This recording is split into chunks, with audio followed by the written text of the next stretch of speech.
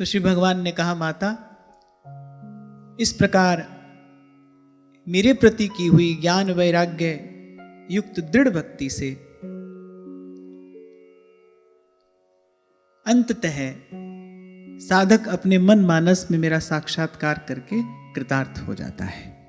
तो हमारा लक्ष्य हो ज्ञान वैराग्य युक्त भक्ति, अर्थात जो बातें हम कहते सुनते आ रहे हैं वो बातें केवल हमारे कहने सुनने में ही न रहें। देखो क्या होता है, कहते कहते कहने वाले को कहने का अभ्यास होता चला जाता है और सुनते सुनते सुनने वाले को सुनने का अभ्यास होता चला जाता है। कहने वाला और सुंदर रीति से अपनी बात कहता चला जाता है, सुनने वाला भी सुनने का अभ्यस्त होता चला जाता है। पर सावधान करते हैं श्री गोस्वामी जी कहकर कि कहत सुनत दशा हृदय नहीं आवे।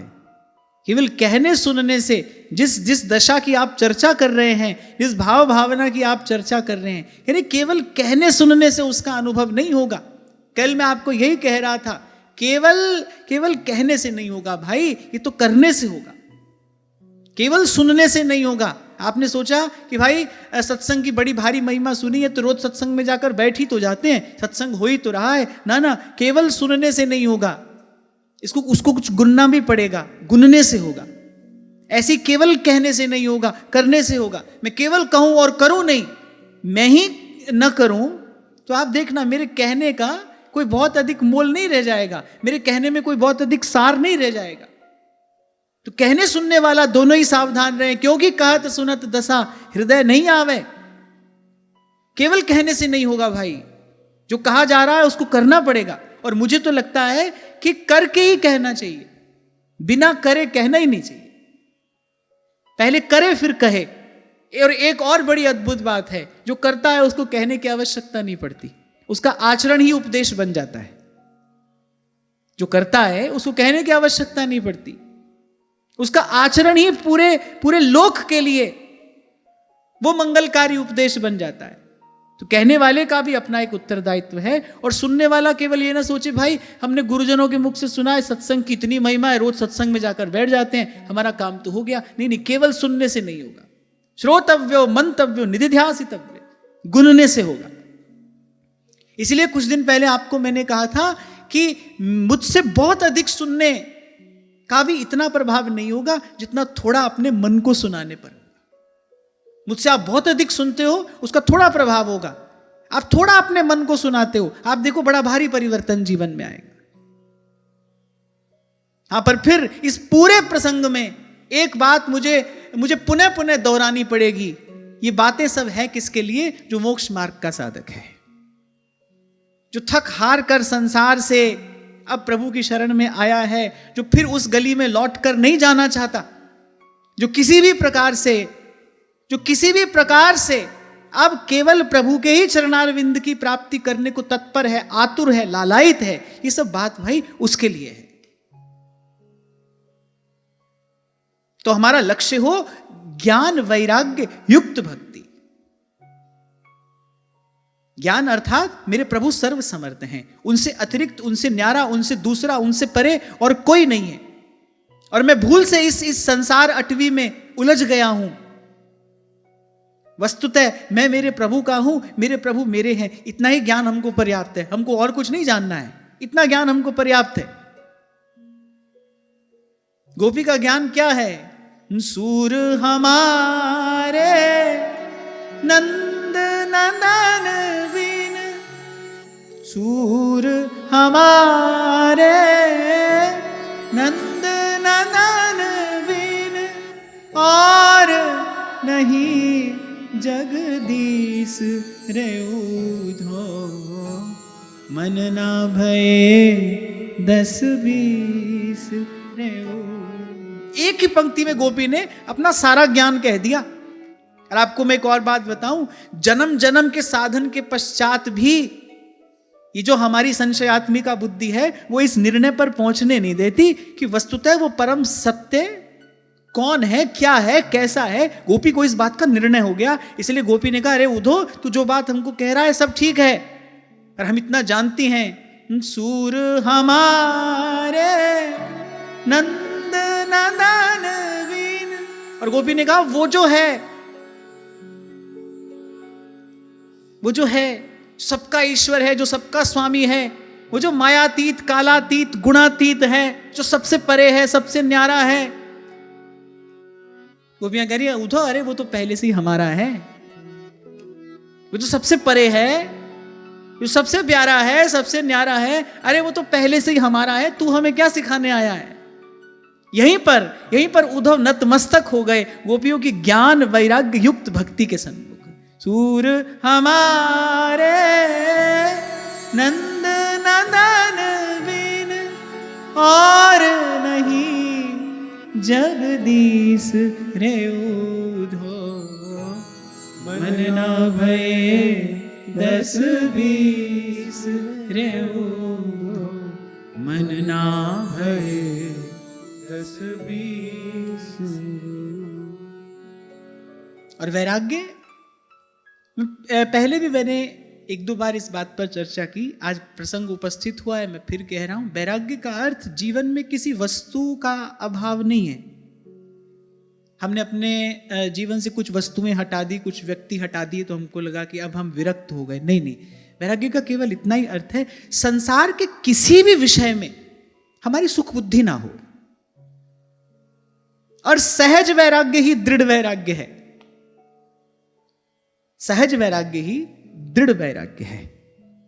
सहज उपरति, समझ में आ जाए, हमको इस बात का गुरु की कृपा से भीतर से ज्ञान हो जाए, इस बात का भीतर से बोध हो जाए, भाई नहीं, इसमें कहीं पर भी सुख नहीं है। और कहा था मैंने आपसे, मन तभी तक दौड़ता है जब तक मन को किसी प्रकार के सुख की आशा होती है। जब सुख की आशा समाप्त हो जाती है, मन दौड़ना समाप्त कर देता है, संबंध विच्छेद स्वतः हो जाता है। और आपको तो व्यवहार जगत का अनुभव है, आपने खूब अनुभव किया होगा, अपने जीवन में इसे देख लिया होगा।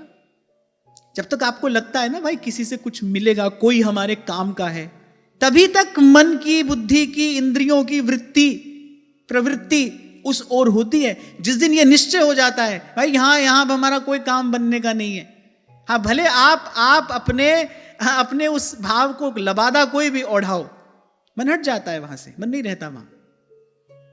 मैंने पहले भी आपको कहा था, मन उसी के पीछे जाएगा जिसका कुछ मूल्य है मन की दृष्टि में। मन तभी तक लगता है जब तक मन को कुछ प्राप्त करने की आशा होती है, कुछ प्राप्त होने की आशा होती है। तो ज्ञान इतना कि मेरे प्रभु सर्व समर्थ हैं और हमारे हैं।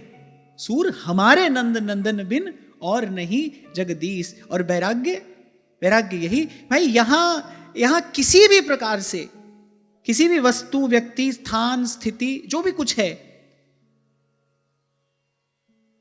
उसमें हमारी सुख बुद्धि ना हो। और इसको करने की युक्ति क्या है, इसको साधने की युक्ति क्या है, कैसे करोगे ये अभ्यास? मैंने कहा कि ये अभ्यास से सिद्ध होगा। ये वो अभ्यास क्या है, कैसे किया जाए ये अभ्यास? निष्काम सेवा।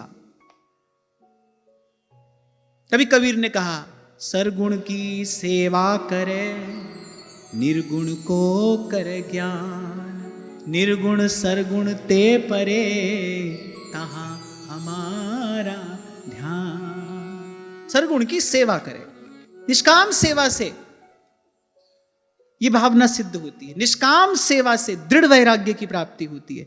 निष्काम सेवा करोगे, धीरे धीरे संसार के विषय से उपरति होती चली जाएगी। श्री डोंगरे जी महाराज तो यही कहा करते थे, जिस विषय में सबसे अधिक आसक्ति हो उसी को भगवान के चरणों में निवेदन कर देना चाहिए। भगवान आसक्ति हर लेने वाले हैं।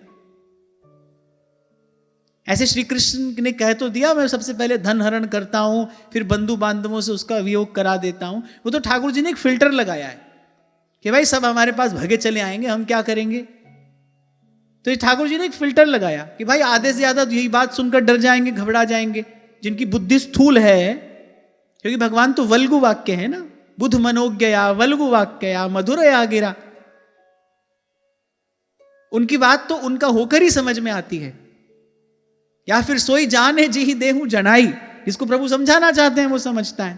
तो ये सब बात भगवान ने कही तो ठाकुर जी ने एक फिल्टर लगाया, भाई आधे से ज्यादा तो पहले ही द्वार से ही लौट जाएं। अब एक कोई सोचो, लक्ष्मीपति को तुम्हारा धन लेकर क्या करना है? वो कहते हैं कि मैं सबसे पहले धन हरण करता हूं। उनको कोई आवश्यकता है धन की? पहली बात तो वो तुम्हारा है नहीं, वो पहले से ही उनका है। तो करते क्या है, फिर धन की आसक्ति हर लेते हैं। फिर कहा बंधु बांधवों से वियोग करा देता हूं। कोई मार काट नहीं कर देते वो जीवन में कि मार छांट कर सबको हटा दिया। मैंने अभी यही बात तो मैं आपसे कह रहा हूं, आसक्ति का छेदन होते ही वो संबंध ही नहीं रहता, ना संबंध रहता है ना संबंधी रहता है। जब तक आसक्ति है तभी तक संबंध है, तभी तक संबंधी है। जब आसक्ति समाप्त होती है ना व्यक्ति रहता है ना उसका कोई अस्तित्व आपके जीवन में रहता है।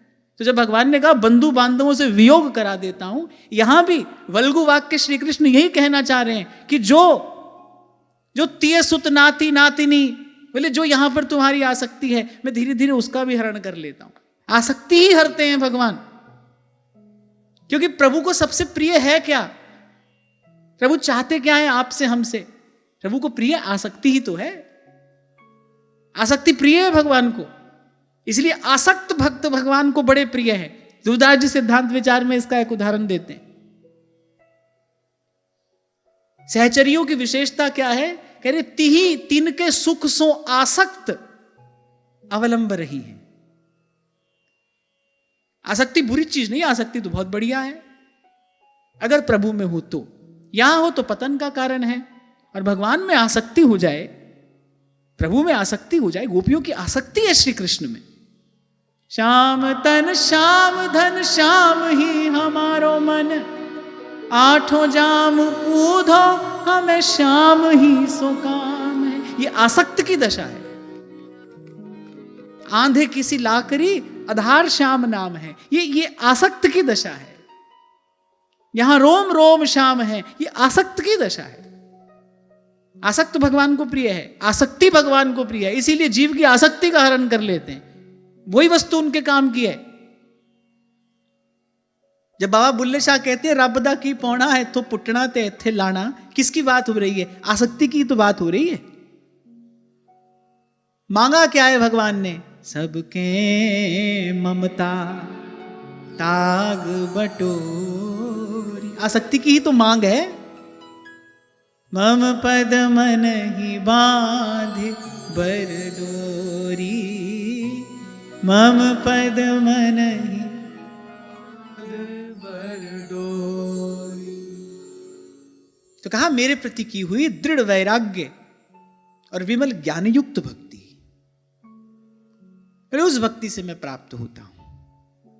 फिर माता देवहूति ने आगे पूछा, काचित् त्वय्युचिता भक्ति कीदृशी मम गोचरा, यया पदंति निर्वाणमंजसान् वाष्णवा अहम। फिर माता देवहूति ने कहा, फिर आपकी ये जो भक्ति जो आप कह रहे हैं, ये ज्ञान वैराग्य युक्त भक्ति, इसका समुचित स्वरूप ठीक प्रकार से आप मुझे समझाइए। और फिर एक और बात यहां माता कहती है कि मेरे जैसी अबलाओं के लिए कैसी भक्ति ठीक है। शायद तब तक वुमेन एम्पावरमेंट इंट्रोड्यूस नहीं हुआ था, तभी माता ऐसी बात पूछ रही है।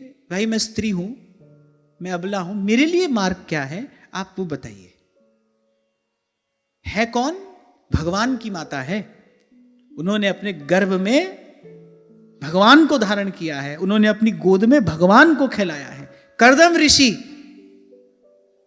कर्दम ऋषि जैसे महान तपस्वी को अपने सतीत्व से प्रसन्न किया है, तब भगवान गोद में आए हैं। उनकी सामर्थ्य साधारण नहीं है। अगर आप श्री देवहूति जी के चरित्र का चिंतन करें तो आप क्या देखेंगे? उनकी सामर्थ्य साधारण नहीं है। कैसा अद्भुत तपस्या युक्त उनका जीवन रहा है।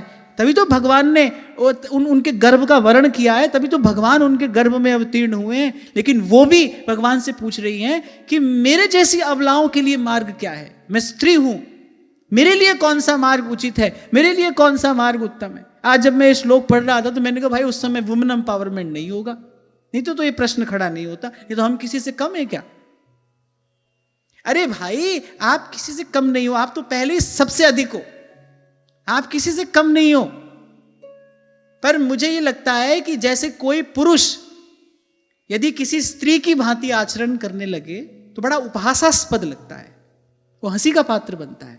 कोई बड़ी आदर की बात नहीं है, ये तो बड़ी हंसी की बात है, वो तो उपहास का विषय बन जाता है। क्यों? क्योंकि वो अपनी प्रकृति के विरुद्ध जाना चाह रहा है।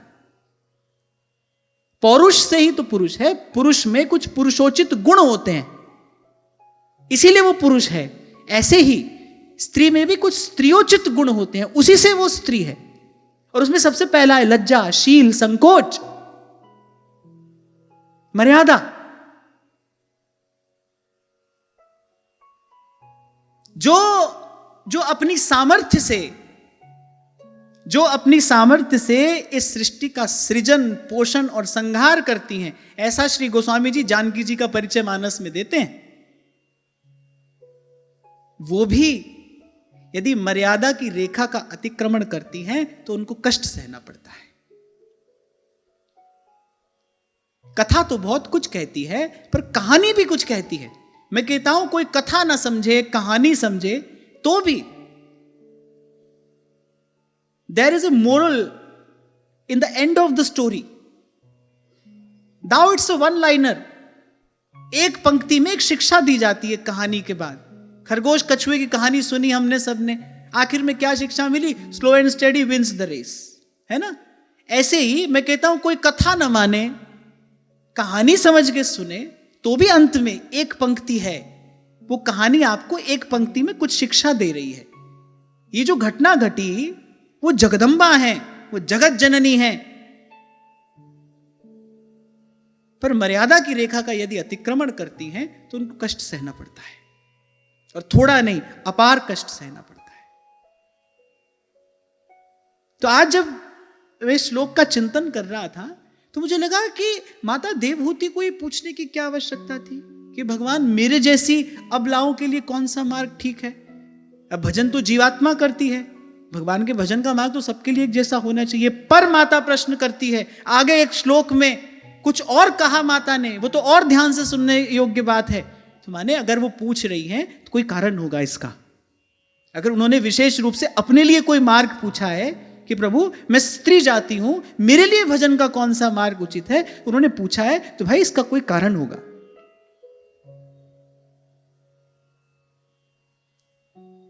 और ये बात मैं केवल आप माताओं बहनों से नहीं कह रहा हूं, ये तो प्रसंग आया है तो मैं आपको संबोधित करते हुए कह रहा हूं। पर मर्यादा सभी के लिए है, मेरे लिए अपनी मर्यादा है, आपके लिए अपनी मर्यादा है।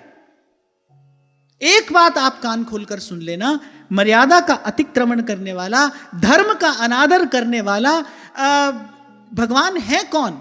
कहा जाता है रामो विग्रहवान धर्मः। भगवान धर्म का साक्षात विग्रह है। धर्म भगवान का हृदय है, धर्म भगवान का हृदय है। सत्वम ही में हृदयम यत्र धर्मः, श्रीमद् भागवत में आगे श्रवण करेंगे आप। धर्म भगवान का हृदय है। मर्यादा का अतिक्रमण करने वाला, धर्म का अनादर करने वाला भगवान के हृदय पर प्रहार करता है। भगवान के हृदय पर प्रहार करने वाला क्या भगवान की भक्ति करेगा, क्या भगवान की सेवा करेगा, क्या भगवान के प्रेम का पात्र बनेगा, क्या भगवत भजन करेगा वो? आप एक बार इसका विचार करके आप स्वयं इसका चिंतन करना, फिर विचार करके आपको कुछ और अधिक समझ में आए तो आप मुझे बताना। ये जो मैं बार बार आपसे कहता हूं ना, बल देता हूं मैं इस बात पर कि भाई आपके लिए अपनी मर्यादा है, हमारे लिए अपनी मर्यादा है। हम कितने भी सिद्ध क्यों ना हो जाएं, हम कितनी भी शुद्धावस्था को प्राप्त क्यों ना कर लें, लेकिन हम फिर भी संसार में रहते हैं।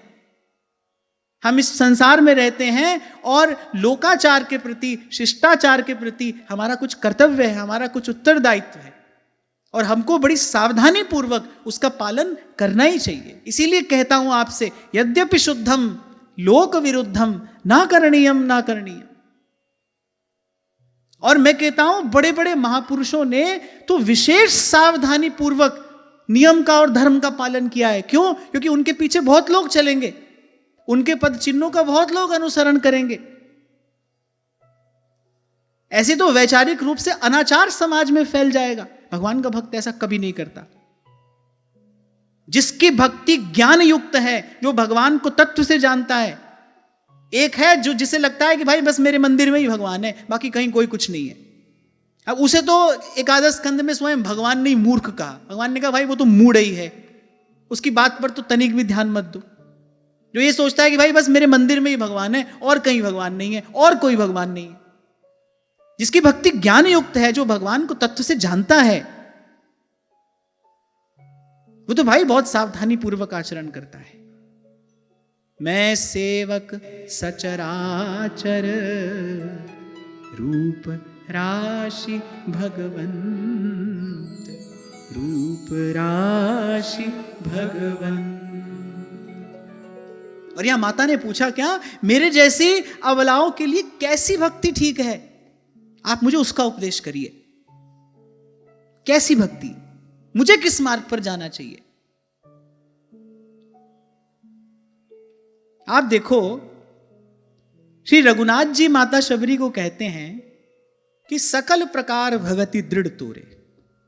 अब भाई जिसको भगवान ने ही प्रमाण पत्र दे दिया हो, उसके विषय में तो कोई संशय नहीं किया जा सकता। भगवान ने कहा नवमहु एकम जिनके हुई, नारी पुरुष सचराचर सोई, सोई अतिशय प्रिय भामिनी मोरे, सकल प्रकार भगति दृढ़ तोरे। सकल प्रकार भगति दृढ़ तोरे। अब इसके बाद तो कुछ कहना सुनना नहीं रहता। भगवान कह रहे हैं कि सब प्रकार की भक्तियां आप में दृढ़ हैं। पर वो माता शबरी पहले क्या कहती हैं, अधम ते अधम हीन में नारी, केहि विधिय स्तुति करम तुम्हारी, केहि विधिय स्तुति करम तिहार। भाई प्रारब्ध से जो जहां जैसा मिला है उसको यथावत स्वीकार कर लेना, ये तो समर्पण की पहली सीढ़ी है।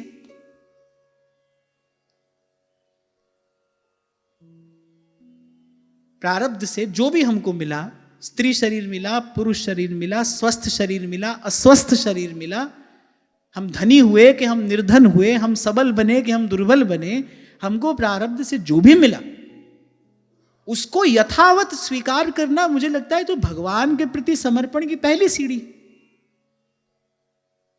ये तो प्रथम सोपान है।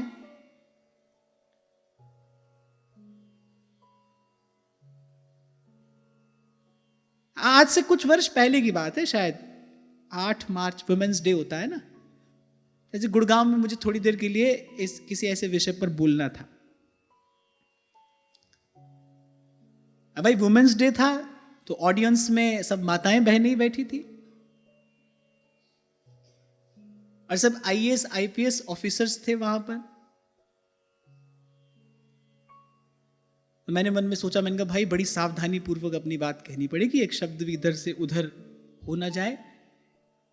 तो मैंने आरंभ में कहा पहले भाई बाहर निकलने का रास्ता मुझे बता दो, पहले दरवाजा दिखा दो मुझे, फिर मैं बोलना शुरू करूं।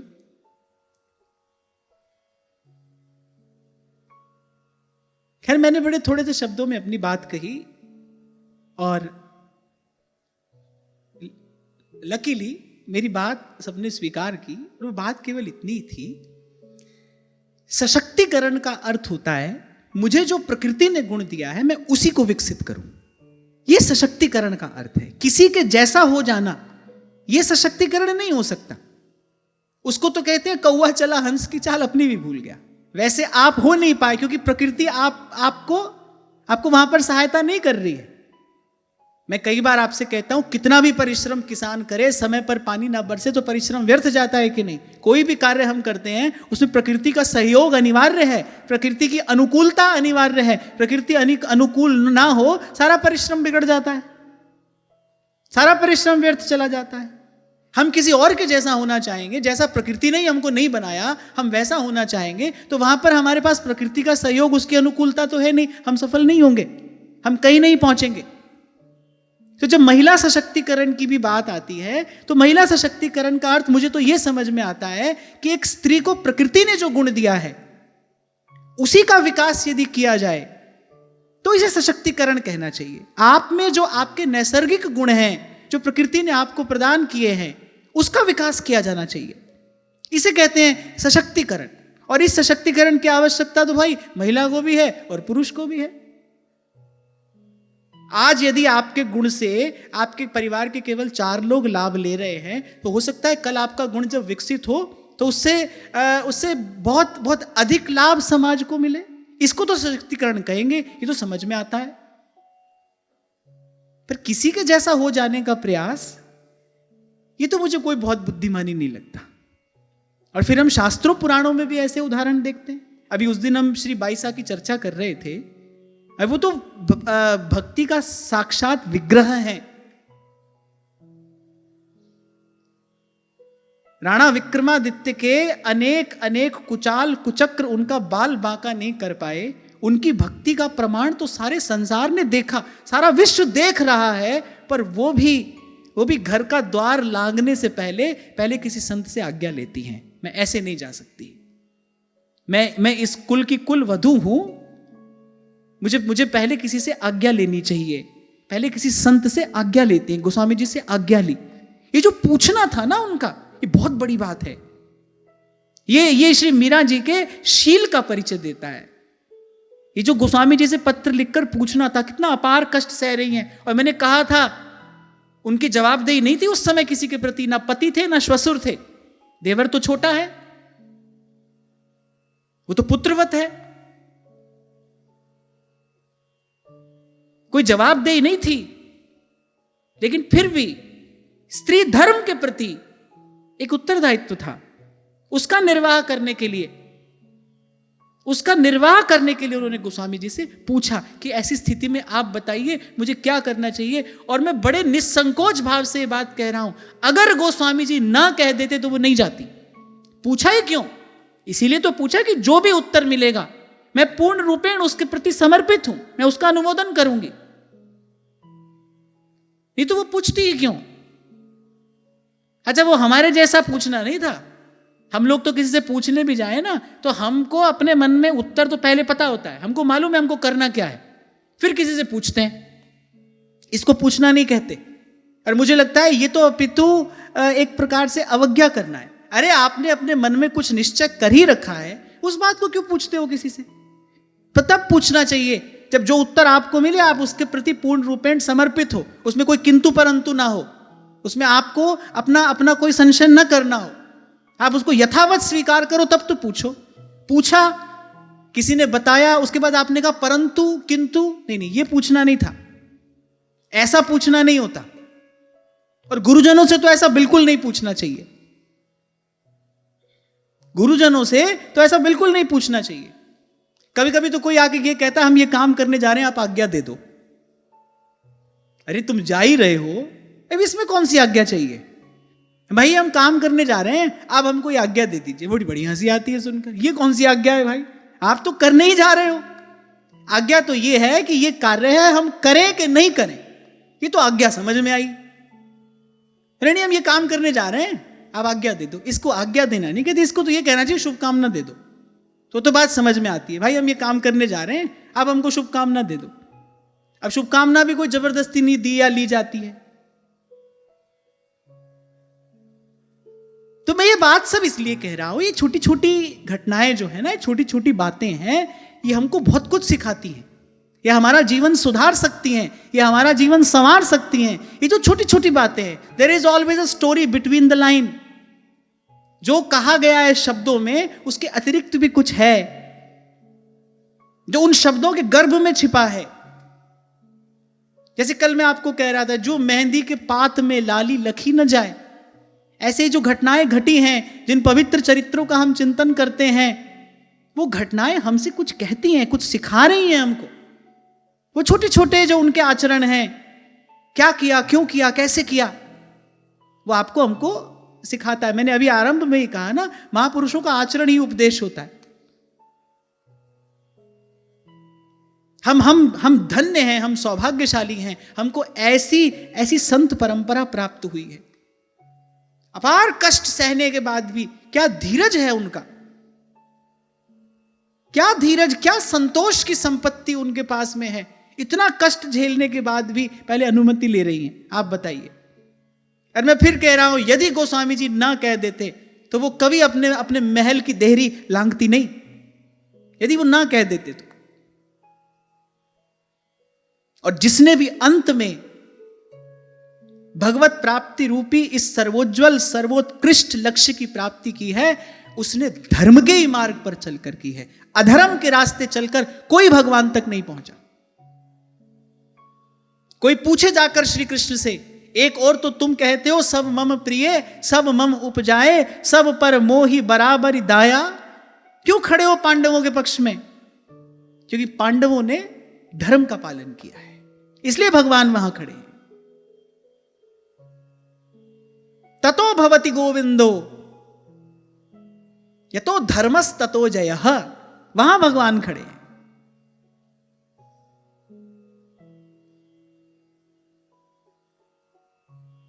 तो हम तो भाई ऐसे ही अर्थ विचारते विचारते आगे चलेंगे। कथा तो 5-7 साल में ही पूरी होगी, ऐसा मुझे लगता है। महाराज जी मुझे उस दिन कह रहे थे, बोले किसी माता ने मुझसे आकर कहा कि मेरे जीवन काल में तो कथा पूरी नहीं होती। ऐसा मुझे लगता है कि मेरे जीवन काल में तो ये कथा पूरी नहीं होगी। तो महाराज जी ने कहा तुझे अपनी पड़ी है, मुझे अपनी पड़ी है।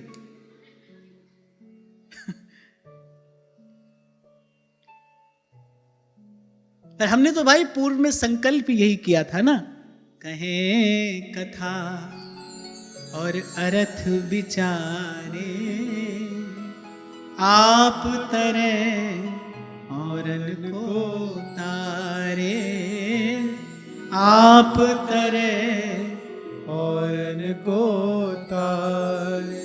कह रे दास मिले हरिदासा, कह रे दास मिले हरिदासा। जन्म जन्म की पूरी आशा, जन्म जन्म की पूरी आशा। जैसे श्री डोंगरे जी महाराज कहीं साप्ताहिक कथा कहते थे ना, तो कथा के विश्राम के दिन अगली कथा का मंगलाचरण करके उठते थे। वो कहते थे भाई हमारे जीवन से ये जो कथा की धारा है ये अविरल प्रवाहित होनी चाहिए, ये कहीं रुक ना जाए। हमको इसके अतिरिक्त तो कोई काम क्या करना है, हमें अपनी बात भी करो। अब कोई काम तो हमारे पास में है नहीं भाई, यही एक काम है, कहें कथा और अर्थ विचारें।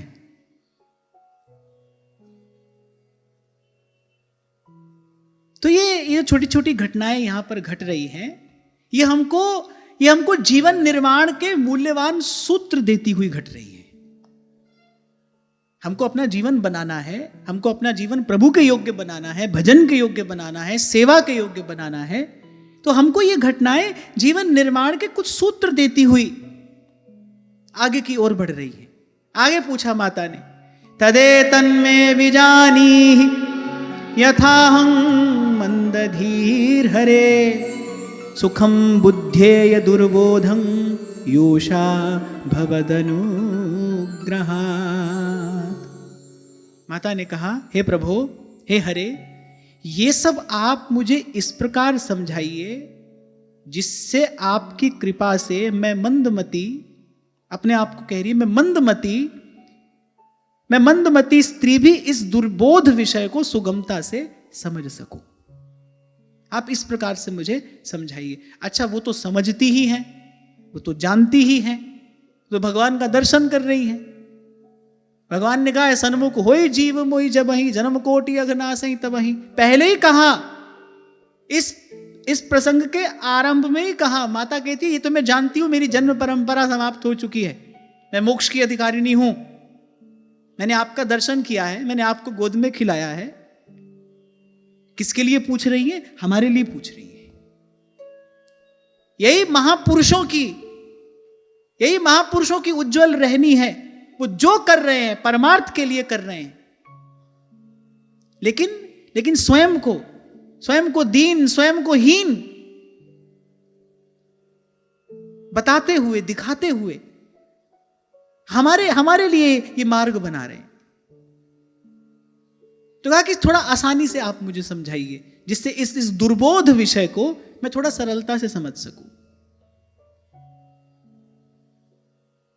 कैसी विनम्रता है, स्वयं ही कह रही है, भाई मैं बड़ी साधारण बुद्धि है मेरे पास, बहुत कठिन विषय मेरी समझ में नहीं आएगा, तो आप हमको थोड़ा सरलता से समझाइए, थोड़ा आसानी से समझाइए, जिससे ये विषय हमको समझ में आ जाए।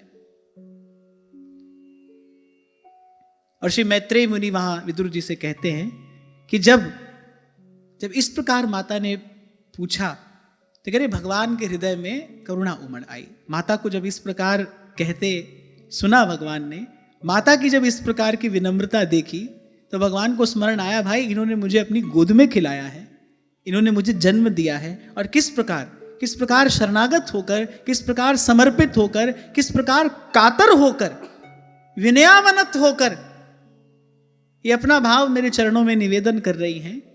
तो भगवान के हृदय में करुणा उमड़ आई। इसीलिए वहां तुलसी बाबा कह रहे हैं, एहि दरबार दीन को आदर, रीति सदा चली आई,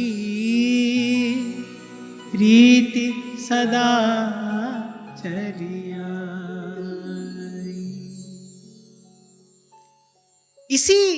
इसी गुण से भगवान रीझते हैं। ये जो दैन्य है, श्री गोस्वामी विट्ठलनाथ जी कहते हैं, हे गोकुलेश, हे सर्वेश्वर, मैं जानता हूं आपकी कृपा का एकमात्र हेतु है दैन्य। ध्रुवदास जी कहते हैं ना, जल वहीं बहता है जहां निवान होती है, उसी और जल की धारा बिना प्रयास के बह जाती है। दैन्य, विनम्रता, सच्चा दैन्य, निर्मल विनम्रता। जब आप भीतर से स्वीकार कर लेते हैं, जब आप, हमसे तुमको बहुत है, तुम सा हमको नाही, तुम सा हमको नाही।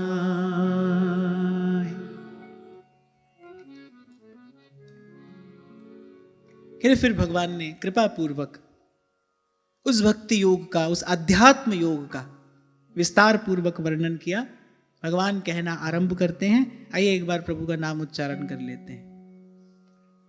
श्रीमन्नारायण नारायण, श्रीमन्नारायण नारायण नारायण,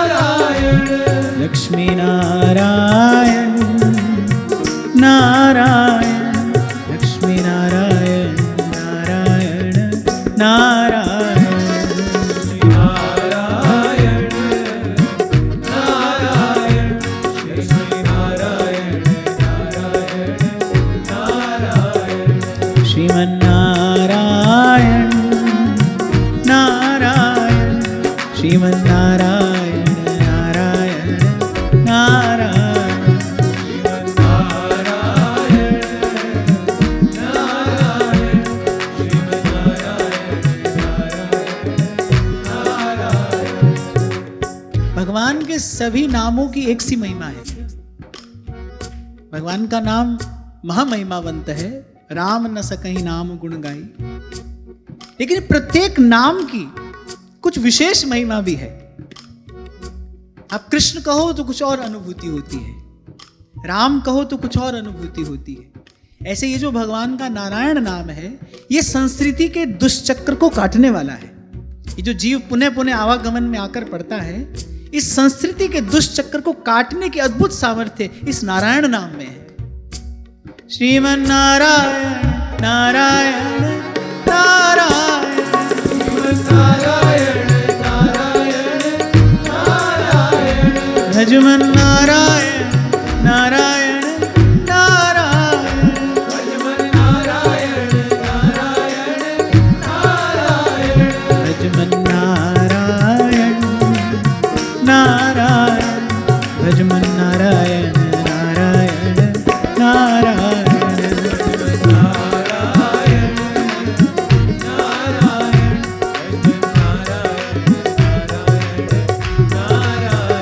भजमन नारायण नारायण नारायण नारायण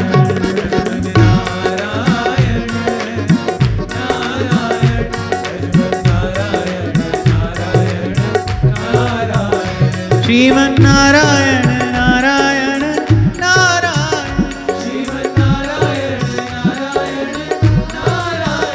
श्रीमन नारायण नारायण नारायण श्रीमन नारायण नारायण श्रीमन नारायण नारायण नारायण हरि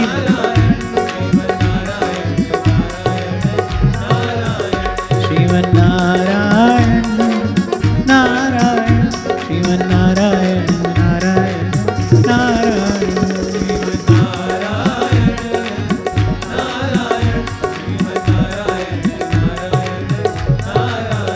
श्रीमन नारायण नारायण श्रीमन नारायण नारायण नारायण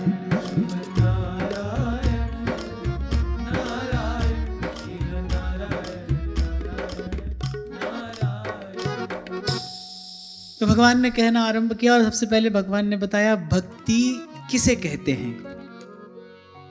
देवानां गुणलिंगानामानुश्रविक कर्मणां सत्व एवैक मनसो वृत्ति स्वाभाविकी तुया। श्री भगवान ने कहा, माता जिसका चित्त एकमात्र लग गया है, रम गया है प्रभु में, बोले उसकी सब कर्मेंद्रियों और ज्ञानेंद्रियों की सहज स्वाभाविकी जो प्रवृत्ति है, जो गति है, बोले वो भगवान की ओर ही होती है। और यही भगवान की अहेतुकी भक्ति है, यही भगवान की सहज भक्ति है। मैंने बिना किसी प्रयास के सहज ही हाथ भगवान की सेवा ही करना चाहते हैं, नेत्र सदा भगवान का दर्शन ही करना चाहते हैं। सहज ही मन में ये इच्छा, ये लालसा है कि भाई भगवान की लीला कथा का ही श्रवण करते रहें। जैसे महाप्रभु कहते हैं ना, राधा नाम सुधा रसम रसयितुम जिह्वास्तु में विह्वला पादौ तत्पदकांकिता सुचरताम वृंदाटवीवीथिषु तत्कर्मैव करः करोतु हृदयं तस्याः पदं ध्यायता तद्भावोत्सवतः परं भवतु मे तत्प्राणनाथे रतिः। ये सहज भक्ति है। अभी तो क्या है ना, खींच खींच कर ऐंच खींच कर मन को ला रहे हैं, भजन में लगा रहे हैं। पर भगवान ने कहा कि भक्ति किसे कहते हैं, जब सब कर्मेंद्रियों की, ज्ञानेंद्रियों की सहज गति, सहज प्रवृत्ति मेरी ही ओर है, जिसका चित्त रम गया है मुझ में। जैसे कल हम गा रहे थे, अब लो नसानी अब नान सई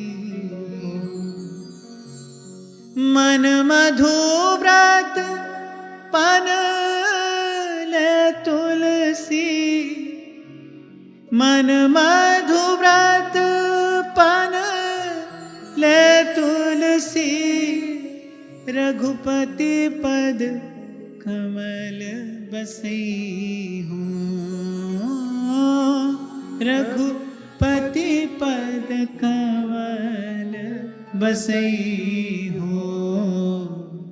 अब लो न सानी अब नान सही हो। कल जब इस पद की हम कुछ चर्चा कर रहे थे तो मैंने आपको कहा कभी कभी संत के 4 शब्द संसार बंधन से मुक्त कर देते हैं। और महाराज श्री मुझे सत्संग के बाद यही घटना सुना रहे थे। महाराज जी कह रहे थे जब हम वृंदावन आए तो एक संत माता यहाँ निवास करती थी। मैं महाराज जी बता रहे थे हमारा भी उन्होंने वृंदावन वास में बड़ा सहयोग किया। अद्भुत संत सेवी थी, भजनानंदी थी। उन्होंने अपने जीवन की घटना महाराज जी को सुनाई कि गोस्वामी जी का यही पद सुनकर हम सब छोड़कर यहाँ वृंदावन आ गए थे। बस यही पद सुना था, अब लो न सानी अब नान सही हो।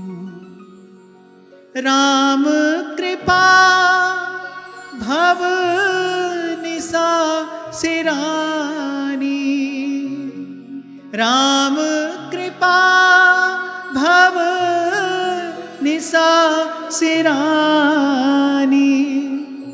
जागे पुनि ना डसई हूँ, जागे पुनि ना डसई हूँ। अब लो न सानी अब नान सही हूँ, अब लो न सानी अब नान सही हो। जिस भाव से भगवान को प्राप्त किया जाता है वो भाव रहता कहाँ है? इन्हीं संतों के शब्दों में रहता है। यहीं से ये निधि, ये संपत्ति प्राप्त होती है। कुछ दिन पहले कह रहा था आपसे, मैं कोई भी गीत गाऊं मेरे गीत का सम तो यही है, इन संतों के शब्द, इन संतों के बोल, इन संतों की वाणी। हमारी गांठ तो इन्होंने ही खोली भाई। इनको ही गाते गाते, इनको ही ध्याते ध्याते, इनकी कृपा से, इनका चिंतन करते करते यहां तक आए। तो कल मैं आपसे कह ही रहा था कि देखो संत के 4 शब्द कभी कभी जीवन की दशा और दिशा दोनों बदल देते हैं।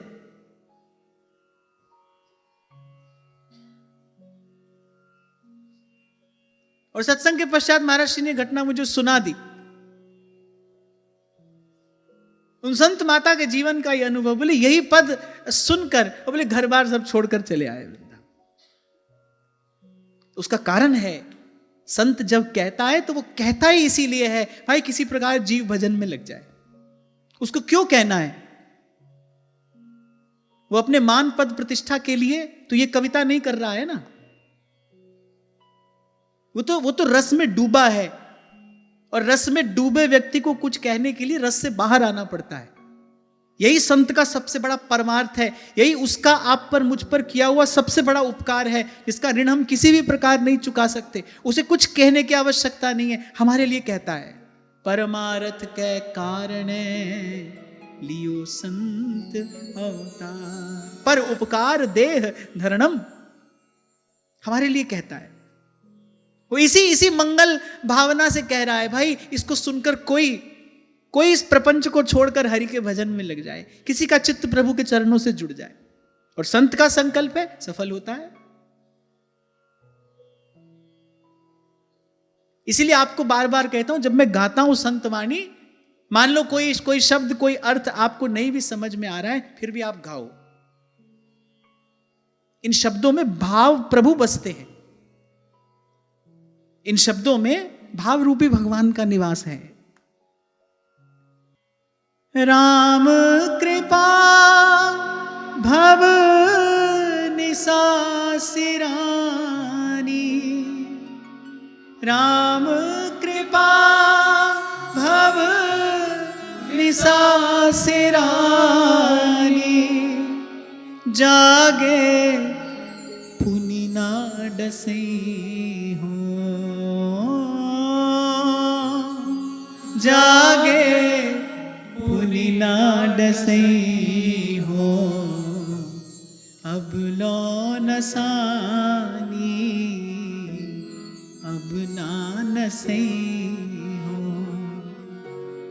अब लो नसानी, अब नान सही हो। तो सबसे पहले भगवान ने सहज भक्ति का स्वरूप बताया। सहज भक्ति, सहज स्नेह, जिसका चित्त मुझ में रम गया है, और उसके प्रसाद स्वरूप, उसकी सब कर्मेंद्रियों ज्ञानेंद्रियों की सहज गति, सहज प्रवृत्ति मेरी ही ओर प्रवाहित होती है। ऐसा जन प्रारब्ध वशात यदि व्यवहार में लगा भी हो, तो भी भीतर वो जो तार जुड़ा है ना, वो उसको संसार के प्रपंच में पुनः पड़ने नहीं देता, वो उसको पुनः बंधने नहीं देता। भजन के रूप में जो भगवान हृदय में विराजमान है, वो सतत उसकी संभाल करते हैं। करो सदा तिनकी रखवारी। किस रूप में भगवान हमारे साथ सदा रहेंगे, अंग संग रहेंगे? हमारे भजन भाव के रूप में ही तो प्रभु हमारे सदा अंग संग हैं, सदा साथ हैं। उस रूप में भगवान पल पल संभाल करते हैं। पढ़ना पड़ भी जाए प्रारब्ध वशात व्यवहार में, तो भी भगवान प्रपंच में बंधने नहीं देते।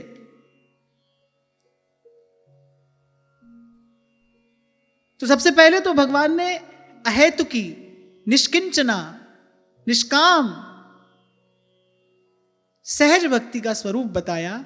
फिर कहा अनिमित्ता भागवती भक्ति सिद्धेर्गरीयसी जरयत्याशु या कोशं निगीर्णमनलो यथा।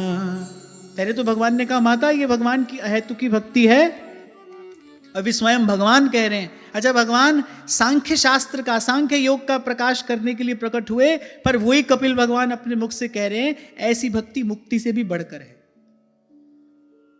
इसलिए गोस्वामी जी कहते हैं अरे मुक्ति निरादर भगति लुभाने। कह रहे भगवान के भक्त सयाने होते हैं।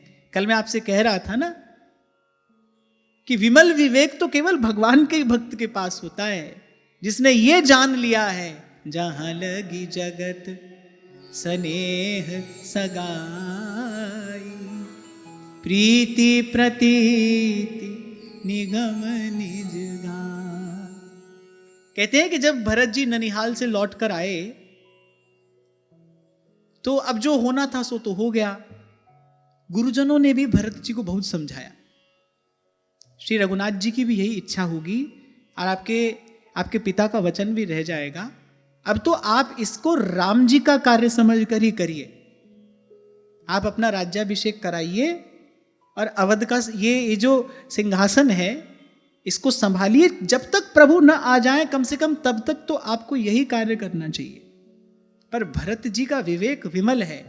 भरत जी सबकी बात सुनकर एक उत्तर देते हैं, हित हमार।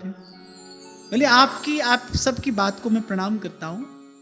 आप सब वृद्धजन गुरुजन निश्चित रूप से मेरे हित की ही बात करते हैं, पर मैं इतना जानता हूं हित हमार सियपति सेवका। मैं ये जानता हूं सीताराम जी के श्री चरणों की सेवा के अतिरिक्त हमारा हित किसी भी प्रकार से नहीं हो सकता। वहां लक्ष्मण जी कह रहे हैं मोरे सबही स्वामी दीन बंधु और अंतर्यामी दीन बंधु और अंतर्यामी। और श्री जगदम्बा जानकी जी का वाक्य तो मन हर लेता है, नाथ सकल सुख साथ तुम्हारे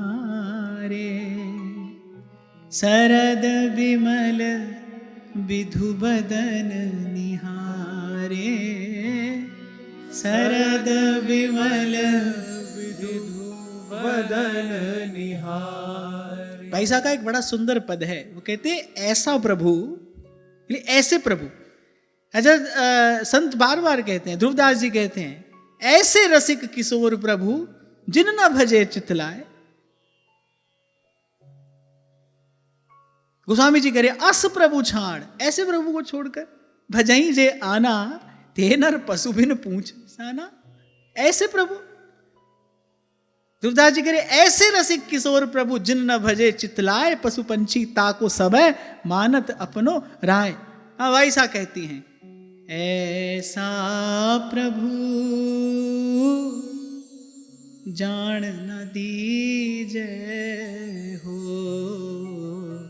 जैसे ध्रुवदास जी कह रहे हैं ना, सकल सयान अपछाण भज दुर्लभ है ये बार। ऐसा संयोग अगर बन जाए फिर कुछ नहीं सोचना और।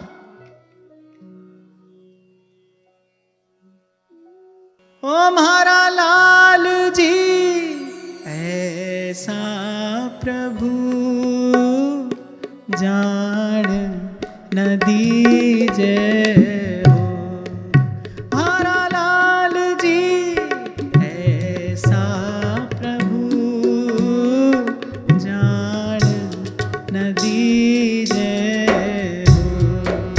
म्हारा लाल जी ऐसा प्रभु जान न दीजे हो। ऐसा प्रभु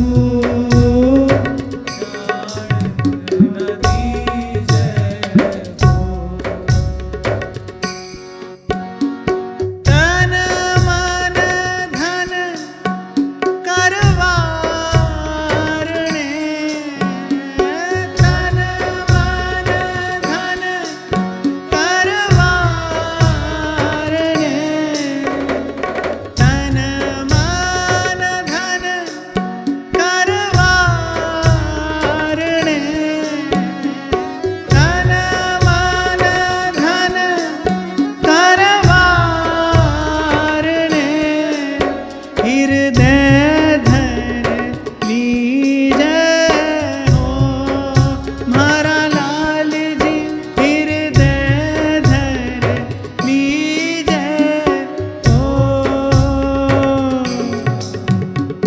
ऐसा प्रभु जान न दीजे हो। ऐसा प्रभु जान न दीजे हो। गुरु की कृपा से अगर ये बालक बन जाए,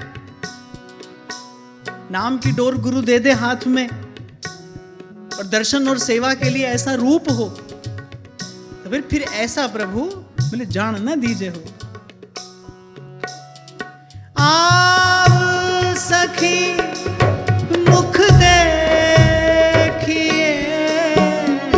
आव सखी मुख देखिए। नैना रस पीजे हो। म्हारा लाल जी नैना रस पीजे हो।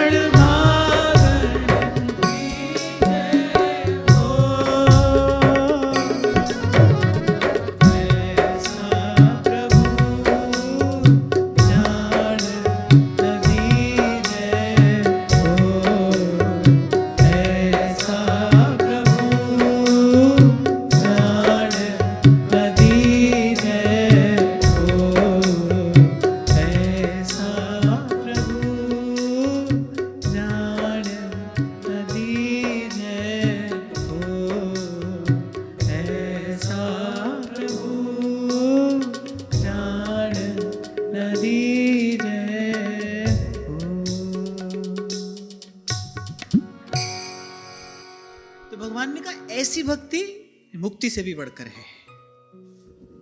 तभी ध्रुवदास जी ने कहा, याते परे न और कोई भजन न और कोई सुख। देखो सत्संग की कृपा से क्या होगा, सत्संग की कृपा से हमारी सुख बुद्धि होगी भगवान के भजन में। जो थोड़ी देर पहले हमने चर्चा की ना, जब मन को लगेगा ना कि यहां सुख है, तब मन दौड़ कर आएगा, वो सब बंधन छोड़ कर आएगा। जब सत्संग की कृपा से इस बात का किंचित अनुभव हो जाएगा।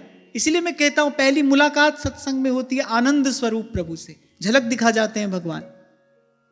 नारद जी को एक झलक ही तो मिली ना, पहले अपने मन मंदिर में एक झलक मिली, फिर बावरे हुए नारद जी, फिर छूटा ये सब। रस बल छूटे जो विषय रस, तब पावे विश्राम। कोई अनुभव हुआ नहीं, सब छोड़कर आ गए, कुछ नहीं होगा। कह रहे दोनों दुख तहां हुई, तन छाड़े मन गई रहे, दोनों दुख तहां हुई। कोई अनुभव तो हुआ नहीं, भजन मार्ग का कोई अनुभव है नहीं, भजन के रस की आनंद की कोई अनुभूति हुई नहीं, देखा देखी सब छोड़कर आ गए। कह रहे तन छाड़े, शरीर से तो छुड़ा दिया, मन गही रहे। अब मन ने और जोर से पकड़ लिया, मन और विषय का चिंतन करने लगा।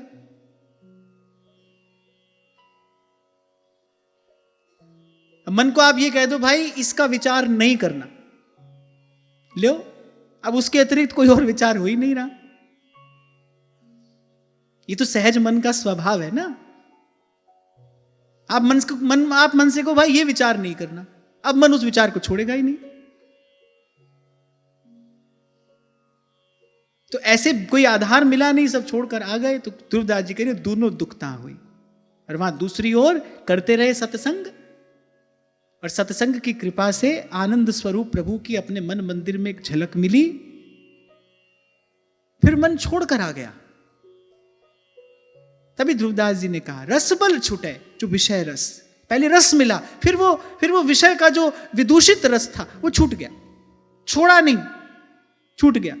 छोड़ने में दो झंझट है, एक तो जो छोड़ा है वो लौट कर आ जाएगा, नहीं तो तुम लौट कर चले जाओगे वहां। और दूसरा मैंने छोड़ा है, इस बात का अभिमान ये कांटे की तरह चुभेगा, ये भजन के मार्ग पर आगे बढ़ने नहीं देगा।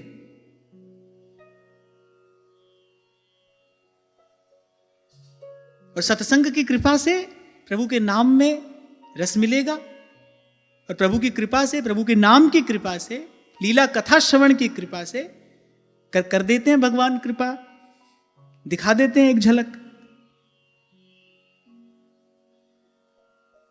फिर मन मधुव्रत पन ले तुलसी, रघुपति पद कमल बसई हूं।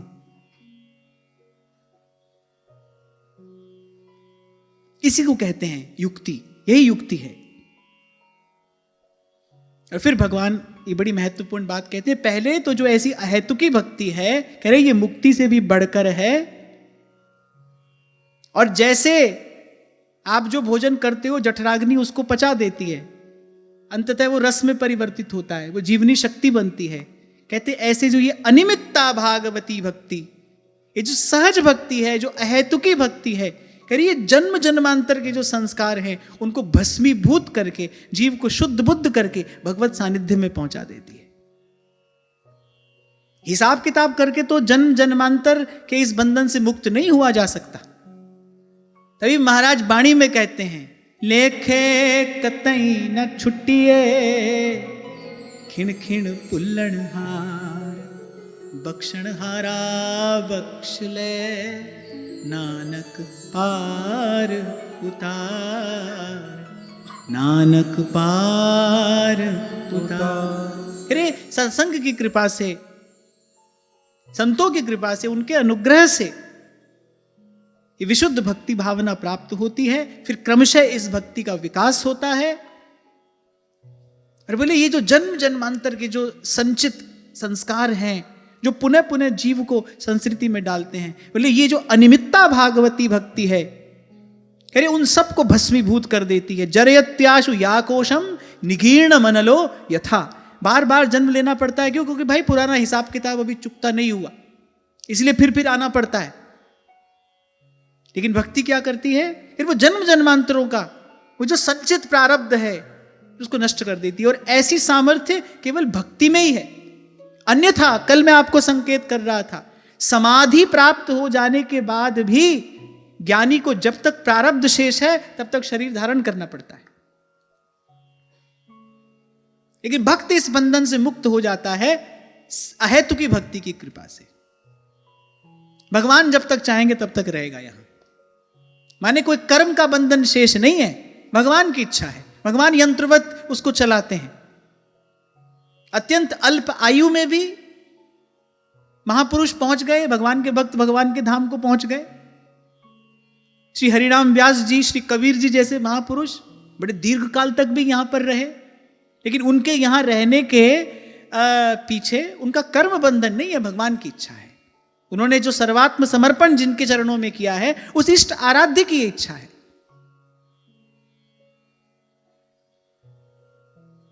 कह रहे अंतिम कुछ वर्ष बड़े कठिन रहे श्री मीराबाई शाह के लिए, क्योंकि यहां कोई कार्य तो शेष है नहीं। यहां तो कुछ करके ही रहा जा सकता है, करते हुए ही आप यहां रह सकते हो, कुछ कार्य शेष रहा नहीं। शरीर धारण करने के लिए भी तो कोई आधार चाहिए। फिर भगवान ने कहा भाई हमारी इच्छा है अभी आप कुछ और काल रहिए, क्योंकि आपके रहने से जीव मात्र का मंगल हो रहा है, आपके रहने मात्र से जीव का कल्याण हो रहा है, इसलिए हमारी इच्छा से कुछ काल और रहिए। अन्यथा वो जो विशुद्ध भक्ति थी, उसने जन्म जन्मांतर के वो जो बंधन थे वो तो सब तोड़ दिए। अब कोई कर्म बंधन शेष नहीं है, माने कोई हिसाब किताब नहीं है, लेना देना नहीं बचा है, अब भगवान की इच्छा है।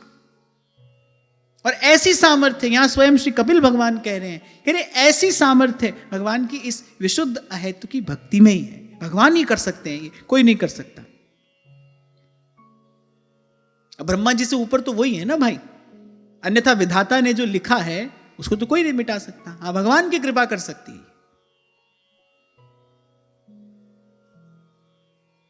और या फिर गुरु की कृपा कर सकती है।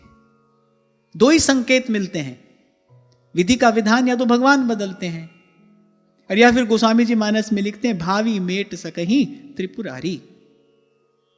वो जो त्रिभुवन के गुरु हैं, या फिर वो विधि का विधान बदल सकते हैं। इसीलिए कबीर जी ने कहा कर्ता करे न कर सके, गुरु करे सो होए। अच्छा, कई बार व्यक्ति संसार के किसी मनोरथ को लेकर ये पंक्ति जोड़ देता है और चला जाता है गुरु जी के पास। बोले देखो यहां तो ये कह रहे हैं कर्ता करे ना कर सके, गुरु करे सो होए, अब आप ये काम करके दिखाइए। ये बात कबीर जी ने कही किस लिए है? बोले कर्ता करे ना कर सके। अब ब्रह्मा जी तो बार बार जीव को संस्कृति में डालते हैं ना, उनको तो अच्छा भी यही लगता है यहीं रहो।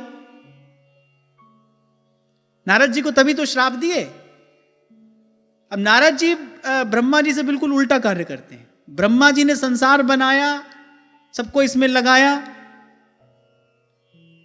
अब नारद जी को जो मिलता, नारद जी कह रहे क्या करोगे, छोड़ो भगवान का भजन करो, इसमें क्यों लगना है। तो ब्रह्मा जी को गुस्सा आ गया, बोले अरे तुम सब हमारा खेल बिगाड़ दोगे, थोड़ी देर कहीं तुम रुक जाओ, जहां थोड़ी देर रुक जाते हो बोले वहीं कुछ ऐसा करते हो और वो लग जाता है भगवान के भजन में। बोला हाँ, हम भगवान की आज्ञा पूरी कैसे करेंगे। तो ब्रह्मा जी का बोले तुम, नारद जी का बोले तुम थोड़ी देर से ज्यादा कहीं रुक ही नहीं पाओगे, ज्यादा देर का तुम्हारा सत्संग हमारे लिए बड़ा खतरनाक है, थोड़ा ज्यादा देर तुम सत्संग दे देते हो, उसके बाद जीव सब छोड़कर लग जाता है भगवान के भजन में। तो ब्रह्मा जी का तो यही कार्य है। उस दिन मैं आपको सुना तो रहा था, ब्रह्मास्त्र हनुमान जी की ओर आया, पवन पुत्र भी बंध गए। ब्रह्मा जी तो बांधे ही देते हैं, कुटुंब जाल में घेरी, गुरु ने काटी ममता मेरी। तो जो कबीर जी ने ये बात कही ना, कर्ता करे ना कर सके, गुरु करे सो होए, जो ब्रह्मा भी नहीं कर सकता है, बोले गुरु भगवान की भक्ति देकर जीव को इस आवागमन से मुक्त कर देता है। ये करने की बात कबीर जी ने कही है, ये गुरु की महिमा गाई जा रही है वहां पर। संसार के किसी शुद्र कार्य के लिए ये वाक्य कबीर जी ने नहीं कहा है। मैं तो कई बार सोचता हूं हमको कभी मिल जाए ब्रह्मा जी, तो हम उनको भी यही कहें कि क्या इस चक्कर में आप भी पड़े हो, आप भी भजन करो, बाकी सब जीवों को भी करने दो। काहे को ये सब झमेला बार बार बनाते हो, मिटाते हो। खैर ये तो विनोद की बात है, वो तो भगवान की आज्ञा पालन करते हैं। ब्रह्मा जी परम भागवत हैं, एक क्षण के लिए भी उनका चित्त भगवान के चरण कमलों से हटता नहीं है। वही उनकी शक्ति है, वही उनकी सामर्थ्य है। वो भगवान के परम कृपा पात्र हैं। अगर कोई पूछे भाई तो फिर ये सब क्यों, इसका उत्तर तो एक ही है, ये सृष्टि रचना क्यों हुई, ये सब कार्य क्यों हो रहा है, इसका उत्तर एक ही है, हो तेरी माया का न पाया कोई पार, कि लीला तेरी तू ही जाने। अपना काम तो ये है कि गहरी नदियां नाव पुरानी, गुरु चरणों से लिपट रहना। नाम का दीपक हाथ ले, चढ़िए बीहड़ बाट, और जाए अंधेरा लांग कर, उतर करम का घाट। और गुरु की कृपा से इनके चरण हाथ आ जाएं तो फिर ऐसा प्रभु जान न दीजे हो, ऐसा प्रभु जान न दीजे। सुंदर श्याम सुहावनो, सुंदर श्याम सुहावनो, मुख देखा जी जय हो हरा लाल जी, मुख देखा जी जय हो, ऐसा प्रभु जान न दीजे हो, ऐसा प्रभु जान न दीजे। तो आज की चर्चा यही श्री जी के चरणों में निवेदन करते हैं, क्योंकि मैं तो भाई ये 2 पंक्तियां दिन भर गा सकता हूं। आज का भाव श्री जी के चरणों में निवेदन करते हैं, महाराज श्री के चरणों में प्रणाम। आप सबके हृदय स्थित प्रभु को भाव, प्रभु को नमन।